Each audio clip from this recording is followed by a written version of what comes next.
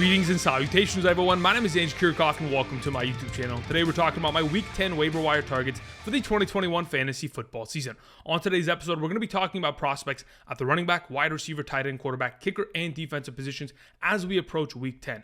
As we all know, there are going to be 4 teams on bye, which include the Chicago Bears, Cincinnati Bengals, New York Giants, and Houston Texans. So, of course, many of us will be shorthanded this upcoming week, and we'll need some help from a variety of prospects that may be sitting on your waivers. We're going to be talking about players that, at a majority, are potentially rostered in less than 40% of leagues, and some of them in less than 10% of leagues that hopefully can go ahead, join your roster, not only give you value going into your Week 10 matchups, but have the longevity to not only help you get to the fantasy football playoffs, but secure a 2021 fantasy football championship.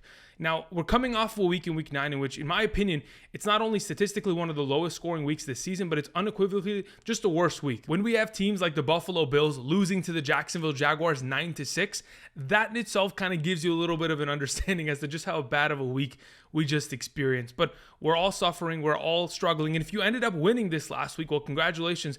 You were one of the few and lucky ones, because really that was a extremely difficult week to go ahead and predict the madness that occurred and ensued.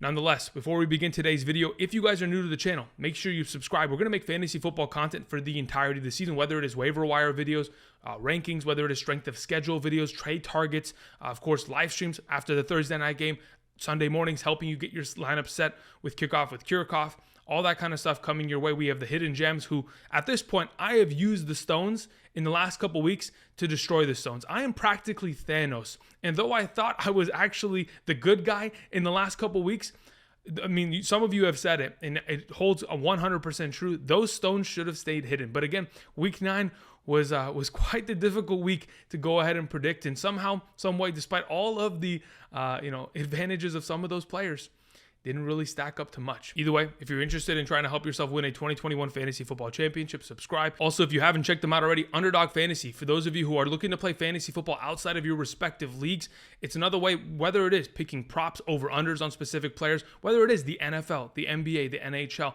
there's a variety of sports, college football, esports. I mean, the stuff that I saw from CSGO the other day was crazy, but either way, you could also play the different contests throughout the week, whether it is the Monday Night Football game, Thursday night, the Sunday Battle Royales. There's a bunch of contests every week. Tonight, of course, there's the Chicago Bears playing against the Pittsburgh Steelers. I will be drafting at the back end of the episode, giving you guys my thought process on how I'm approaching that draft in order to not only, dominate the entire fantasy football landscape, but try to win myself some cold hard cash. For those of you who are interested, if you sign up today using promo code Andrew, Underdog Fantasy is willing to match up to $100 of your first deposit. Very generous offer. Again, the link is down in the description, and use promo code Andrew. Thank you very much. All right, let's get into Week 10 as our waiver wire targets. Though they are not the greatest overall players, hopefully they're going to give you some value, whether it is this week or weeks ahead. A lot of the players that I'm going to be mentioning on today's episode at the variety of positions are guys that I've potentially even talked about in the past, but we have to reiterate it because for some reason, a lot of these players are still not rostered in a wide variety of leagues. Either way, let's go ahead and begin with our number one at the running back position. We have Devonta Freeman of the Baltimore Ravens. Again, this is another consecutive week in which Latavius Murray is out with an injury. We saw, Devonta Freeman, who is currently only rostered in 20% of leagues, put up 15.3 total half PPR fantasy points, 13 carries for 79 yards, got himself some work in the receiving game in which he got himself a receiving touchdown, which elevated his overall performance in a game in which this team was losing by a pretty wide margin, and was able to at least fight themselves back, send it to overtime, and clutch out a victory. Devonta Freeman has been on the field a lot. He's been getting a lot of touches. And as long as Latavius Murray is going to continue to miss time, and even when Latavius Murray comes back, Devonta Freeman seems to have kind of solidified his position within this offense and hopefully is going to have more sustained value over time. Moving on to the next running back option I wanted to mention, it is Mark Ingram of the New Orleans Saints.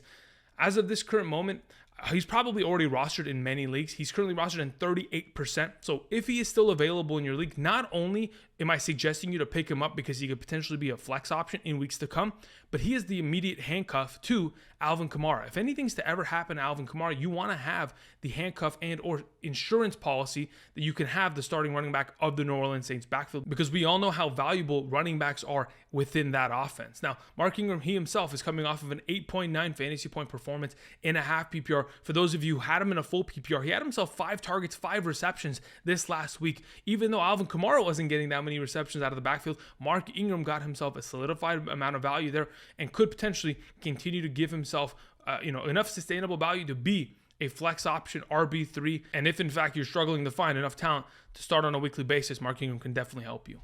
Our number 3 option is Jordan Howard. Though Jordan Howard has had back-to-back weeks of a rushing touchdown and back-to-back double-digit fantasy point performances, I just want to go ahead and preface, Jordan Howard's probably going to be involved in the Philadelphia offense for the rest of the season. So even when Miles Sanders comes back, he's probably going to split carries. He's coming off of a week in which he had 17 carries for 71 rushing yards and a rushing touchdown. The week prior had himself 12 carries for over 60 yards and 2 rushing touchdowns.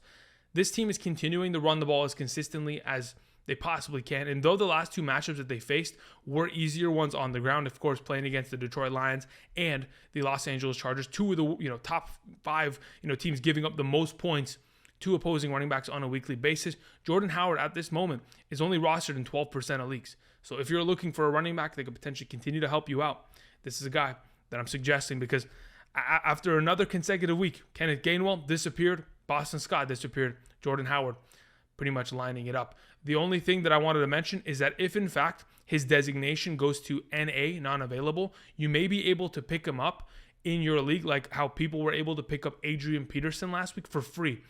So you might want to go ahead and check if you can pick him up preemptively, because he is technically a practice squad player. And until they sign him with a contract, which they have to do, they have to give him a contract because they elevated him twice. You can only elevate a player twice within a singular season. Otherwise, they have to go back down to the practice squad and cannot start for you anymore. They're going to have to sign him a permanent contract, probably veteran minimum, and then he'll be elevated permanently. But just go ahead and check that out. If he has the NA designation, you may be able to pick him up for free as of today, Monday, and you pretty much bypass everything waiver wire on Tuesday. All right, moving on to our number 4, we have Ty Johnson. Coming off of the Thursday night game, that Thursday night game was fantastic. Of course, it was a very high-scoring one, and we thought, okay, hopefully the league and, Week 9 itself is going to continue with that momentum. It obviously didn't, but either way, Ty Johnson coming off of a 4th consecutive performance of over 10 fantasy points in a half PPR scoring format. He has been unbelievably consistent, and though touchdowns have certainly helped him, he's going to be a part of this offense. With Mike White probably back at the quarterback position, they're going to target their running backs even more. Ty Johnson's coming off a week in which he only touched the ball 6 times, but 11 points, 1 fantasy points is no lie. It's similar to how Kenyon Drake was a couple weeks ago. As long as they're getting carries, the offense knows, we have to get them more touches. We have to get them more involved. Ty Johnson will be more and more a part of this offense, regardless of Michael Carter's contributions as we progress. The final running back option I wanted to mention is Eno Benjamin. Though James Conner had an unbelievable week. I mean, he was literally the number 1 overall running back in fantasy, despite the fact that Colt McCoy was the starting quarterback. There was no Kyler, there was no D-Hop, there was no AJ Green. It didn't matter. James Conner took over. But Eno Benjamin is probably going to be the backup running back for the next couple weeks, because the reason why James Conner had himself an explosive performance was because Chase Edmonds went down with an injury early. That being said, Eno Benjamin came in, had himself an unbelievable touchdown run. If you guys haven't seen it, completely ran over a cornerback for the 49ers. I mean, cleaned him over, got himself a rushing touchdown, 9 carries, 39 yards, and a touchdown for 10.6 fantasy points. Eno Benjamin will be filling into the Chase Edmonds role. And though, James Conner's probably going to be continuing to carry this team on his back as we progress, Benjamin could have some value as we go ahead and usually see Chase Edmonds and Conner split. Maybe Eno Benjamin will be given that kind of opportunity. Now that we've covered the running back position, let's go ahead and move on to our wide receivers. And before we talk about Elijah Moore, I just want to talk about a couple players. Brandon Aiyuk, Michael Gallup, Van Jefferson. I've mentioned them multiple times. They should already be rostered in your league. If they are not already, potentially go ahead and address that first and foremost. Then, after that, I also want to mention that 2 of the top 4 wide receivers in Week 9 were rostered in 1% of leagues. So just putting that in perspective, just how volatile and random Week 9 was. Either way, let's talk about Elijah Moore, who is currently rostered in 27% of leagues. He's coming off of an incredible Thursday night performance in which he had 8 targets leading to 7 receptions, 84 receiving yards, and 2 receiving touchdowns. Caught himself a touchdown from Mike White and from Johnson. So regardless of the quarterback play there, he was getting himself involved, found himself open multiple times, and found himself in the end zone. Now, with Corey Davis coming back and potentially Zach Wilson in the next couple weeks, is that going to potentially affect Elijah Moore's upside? I don't really think so. He is a smaller statured wide receiver. He is a slot receiver. And I think his biggest competition is going to continue to be Jamison Crowder. But if they're going to put both of them on the field at the same time, I think Elijah Moore is the future of this team. They're going to want to play him more as he has outproduced his expectations in the last 3 weeks. Again, he has scored 4 touchdowns in the last 3 weeks. And as long as this man has a nose for the end zone, he finds himself with incredible fantasy, overall upside and value. Elijah Moore, he's our number 1 wide receiver pickup.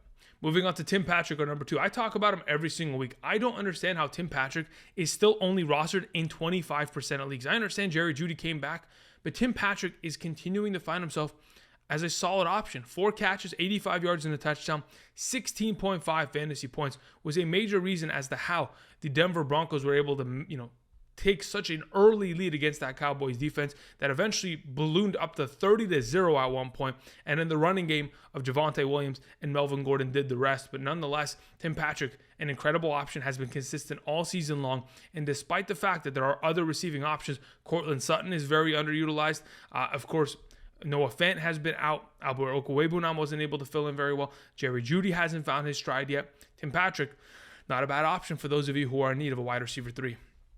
Moving on to our number 3, we have Rashod Bateman. Now, even with Sammy Watkins out for another consecutive week, yes, Rashod Bateman was, a pretty big part of this offense, getting himself 8 targets, 5 receptions, 52 yards. But in the grand scheme, he is still not, top end talent. He's not someone that I can start every week. He is a project player. And though he is rostered in 36% of leagues right now, if you are looking for a player for the upside of the rest of the season, based on, of course, the Baltimore Ravens' very advantageous schedule, he's a project player that you leave on your bench and you just wait a couple weeks. And if in fact he can, continues to get more opportunity, run more routes, and see as many targets as he has in the last couple weeks, then he is going to blossom into a great player for this Lamar Jackson-led offense. So ultimately, he's an investment rather than someone you can pick up and immediately play. That is why he sits at our number 3. Moving on to number 4, Russell Gage. Now, Russell Gage, with the absence of Calvin Ridley, he still isn't the number 1 receiving option in this offense. That is going to continue to be Cordero Patterson based on, of course, the performance we saw this last week. But Russell Gage currently rostered in 16% of leagues. Now, you may be wondering, Andrew, why are you mentioning Russell Gage instead of Zaccheaus, who had himself 2 receiving touchdowns on 3 total receptions for 58 yards for the Atlanta Falcons? And yes, Zaccheaus, who is currently only rostered in 1% of leagues, is a decent option. I still think that targets speak volumes. And when we're talking about Russell Gage coming off of a week in which he had 8 targets, 7 receptions, 64 yards for 9.9 half PPR fantasy points, hopefully he's going to be more and more of the mainstay of this offense. Yes, Zaccheaus saw a lot of red zone opportunities, but that is not going to be as consistent as we potentially think. I'd rather have the player that is getting a higher target share and is being more of an option, because eventually those touchdowns will either go in the direction of Kyle Pitts or Mike Davis or even Cordero Patterson like it has all season long. So Russell Gage is my suggestion here for the Atlanta Falcons offense, while Calvin Ridley is going to be out. Moving on to our next wide receiver, we have Donovan Peoples-Jones. It felt like a huge middle finger to OBJ when Baker Mayfield was able to throw a bomb over the top of the Cincinnati Bengals defense in order to complete a touchdown with DPJ. But when we go into week 10, can we really trust a player like Donovan Peoples-Jones? I don't think so. I think we're really scraping at the bottom of the barrel, to be totally honest. The wide receiver position doesn't have that much depth on the waivers that is widely available. Though he is only rostered in 13% of leagues, I don't think he's a guy that is an automatic pickup and play in any capacity, especially considering they play against the New England Patriots this upcoming week. Sure, he's had himself a couple plays this season that give me a little bit of confidence in regards to, okay, well, actually he could be a great option, but he's got to see more than 3 targets in a singular game. This is the exact issue that OBJ had. Hopefully, Donovan Peoples-Jones can kind of expand his role, expand the offense, and find himself more value as we progress throughout the weeks. Moving on to the tight end position. Let's begin with Logan Thomas. Logan Thomas is currently rostered in 53% of leagues. But I wanted to go ahead and first and foremost mention him because if in fact he's available, he should be returning from the injured reserve now that the Washington football team is returning from their bye week. They take on the Tampa Bay Buccaneers. I talk about it every single week. The Tampa Bay Buccaneers have been one of the worst teams against opposing tight ends.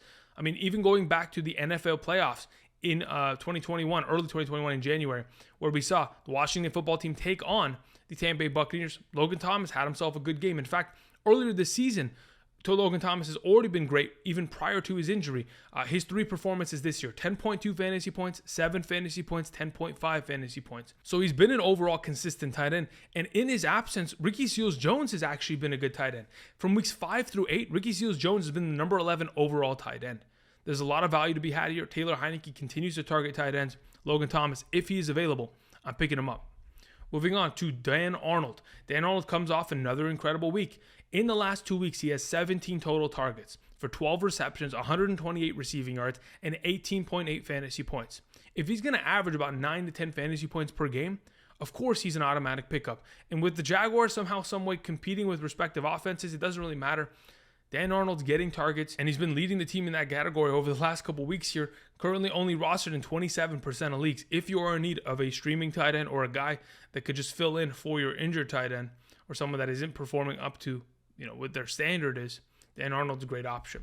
Moving on to Pat Freiermuth. Though he has not played in tonight's game against the Chicago Bears, I do expect him to continue to see a vast amount of targets, similar to how he has in the last couple weeks. 14 targets in the last 2 games, leading to, of course, 11 receptions, over 100 receiving yards, and a receiving touchdown. If he himself is going to be averaging over 10 fantasy points per game with his last 2 performances of 12.4 and 9.3, then by all means, he should be rostered. He is currently rostered in 40% of leagues, but if he's available, look for him.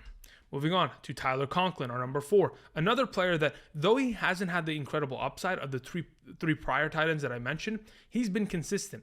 7 fantasy points, 8.2 fantasy points, 8.6 fantasy points in his last 3 performances. If he's available in your league and you're in need of a tight end, he's continuing to see himself upwards of 5 targets every single week. And with that, the yardage is continuing to be there. I like the chances of Tyler Conklin, especially, red zone upside continues to grow for tight ends, and it's going to potentially be something that he could bank on in the upcoming future. Moving on to our final tight end option, it's Geoff Swaim. Geoff Swaim of the Tennessee Titans. Though I know that, there's Ferksker and Pruitt within this offense, Geoff Swaim has consistently been the number 1 tight end in the last 2 weeks in terms of the receiving threat. He has had 10.9 fantasy points and 10.3 fantasy points. He's had 4 receptions in each of the last 2 games, over 23 receiving yards in each of the last 2 games, and a receiving touchdown. With that kind of consistency, as long as he is getting targets, leading the receptions, the touchdowns are going to be there, as they do not have Derrick Henry. They cannot punch it in every single time with Adrian Peterson. They're going to look to the play action. They're, of course, going to try to get Tannehill using his legs out of the pocket, and of course looking for players like Swaim to potentially help us out.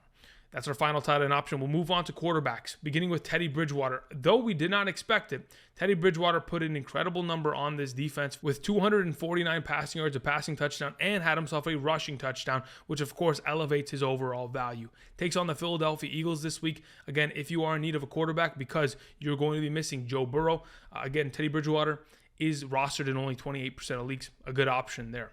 We have Trevor Lawrence. I think Trevor Lawrence taking on the Indianapolis Colts. Though the Colts defense has been a better one, and Trevor Lawrence is dealing with a bit of an ankle injury. If he's healthy enough to play this week, currently rostered in 38% of leagues, which means he's probably already picked up. But I think if you can go ahead and fire him up against the Indianapolis Colts defense, their secondary has been terrible. Let's not forget, Mike White showed up in the fourth quarter, scored a touchdown. He got hurt. Johnson came in. Johnson had himself 3 passing touchdowns in the second half of that game.